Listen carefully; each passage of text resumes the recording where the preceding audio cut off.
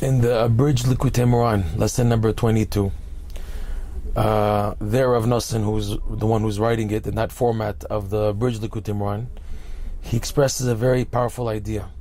The idea called Yerida Letzorech Aliyah, experiencing a descent for the sake of an ascent.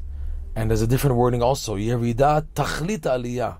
The down is the Tachlit, is the spitz, the pinnacle of the ascent. The descent is the pinnacle, the goal of the ascent. Unbelievable. What's the idea here? Something phenomenal.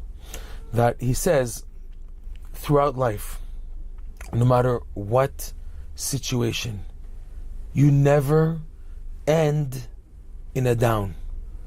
After every down in life, there's an ascent. No matter what.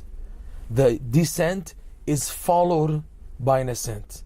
Yerida letzorech aliyah. The down, the descent, is for the sake of the aliyah, the ascent coming up. Meaning, when a person is confronted with difficult situations which push him down, pushing down could mean, for example, he doesn't feel like it anymore to do good. He's pushed off of his mitzvah performance. He may have even sinned and blemished and done something wrong. Still, his mission, his goal at that point is to hold on, to wait, not to make any futile conclusions, to wait, because the down will be followed by an up.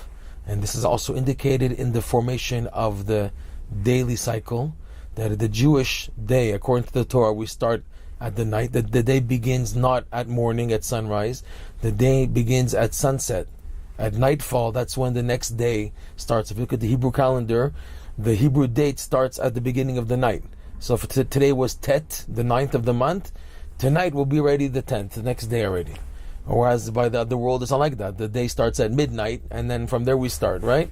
But we start at the beginning of the night. And the idea is that night always is followed by day.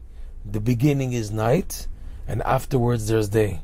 And this continues forever. In other words, forever. For every situation in life, there is a down followed by the light. I recall Rabbi Ari Kaplan in one of his books, he wrote that it could very well be that the destruction of the Holocaust was a major down, and what was the up that it came after the Holocaust was the beginning of the Holy Land and the resurrection of the Holy Land in big numbers, where Jews began to stream and continue to stream back into the Holy Land, and that Eretz Yisrael now is a very built, strong country. There's a return of Jews. The land is beginning slowly, step by step, to produce that which it had not in many years. This, on a national level, for example, was a major down.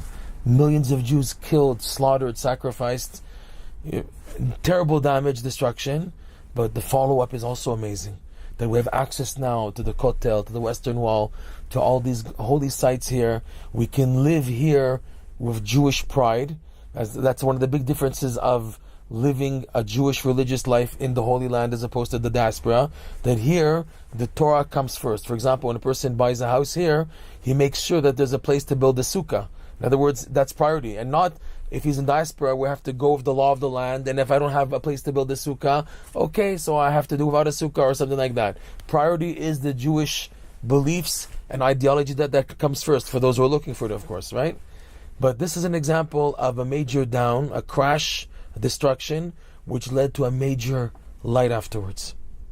On a personal level also, that whenever you're going through major difficulties, there's an up going to be following.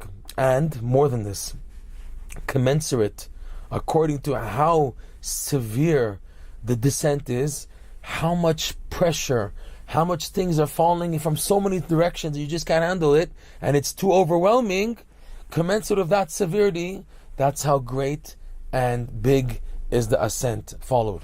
What is your job to do then?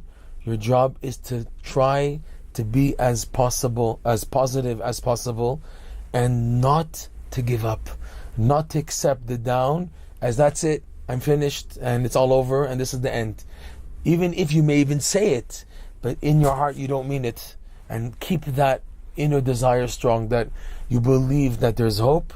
If you hold on, the down will be transformed into an ascent. What's up to you is the idea of the patience and holding on, even if it's so difficult.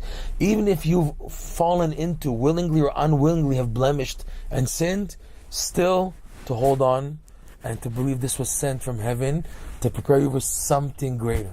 The only way to get to you, that greater thing, is by first experiencing this descent, this down, this darkness.